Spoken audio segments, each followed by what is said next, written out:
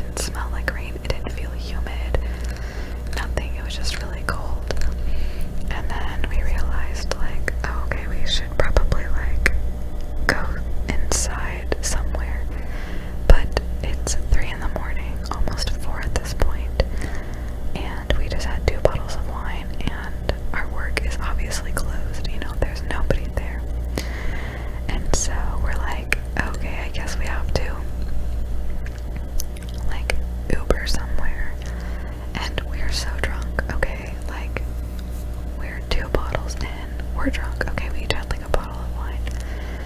And I'm a lightweight. That was him that just coughed. But I'm a lightweight. And so, you know, I was very drunk. And I lived right by my work, but it was raining too hard to walk there. And so we ended up calling an Uber. And, you know, there were like scooters and stuff, but again, it's raining really hard and I'm not about to operate any machinery of any kind. So we get an Uber and go to my place. And when I tell you, we passed out. Like, I don't even remember where I fell asleep. I don't remember where he fell asleep, but we fell asleep. And then woke up in the morning and realized we had to be at work in like an hour. And so we like brush our teeth and like change, and we're just like laughing and like basically like jogging to work because we're late. But I lived so close to my work that it didn't really matter. But you know, we had that fresh, flirty vibe all day at work. Like, we had this secret that no one